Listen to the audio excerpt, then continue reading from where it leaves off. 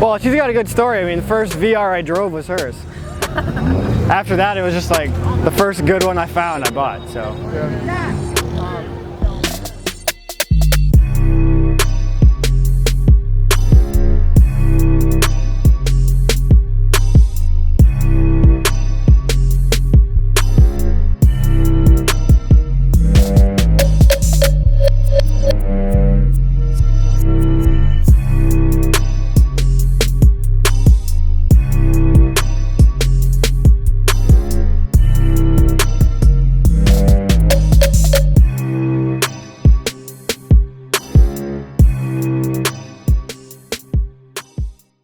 So I bought the car, I've had the car 5 years. Bought it in 14 from an older gentleman. It's been garage, I think, most of its life.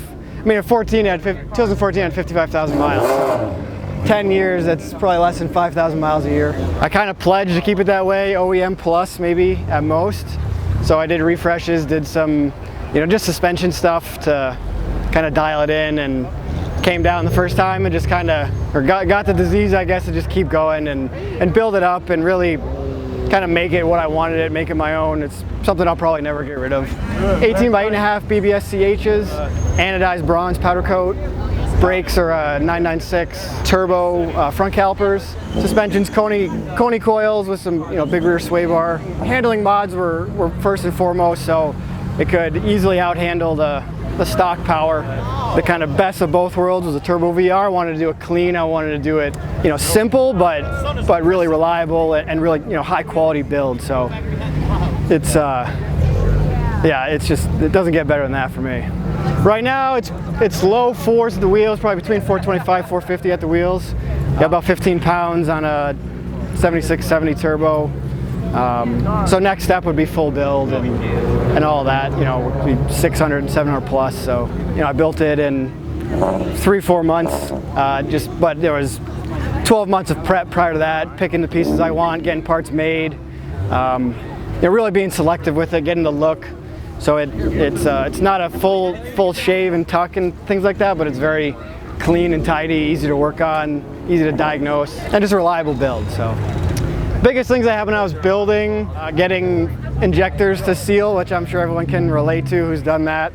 But just kind of breaking it in, getting plumbing right, making sure things were protected from heat, and making sure the drivability and durability was there. So just trial and error, rerouting things, making the same hose 5 different times until it's good. Wave track LSDs. If you could do it, it's probably been done for the most part.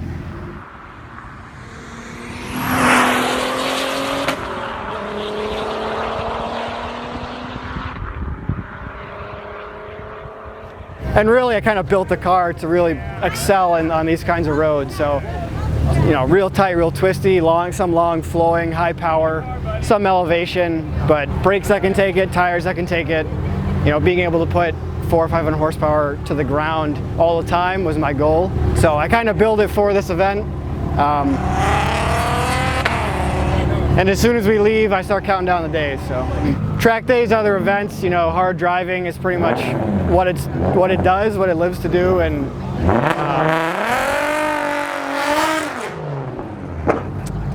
it's aggressive. Yeah, it doesn't do those. No burnouts for this thing. I've never been pulled over in it.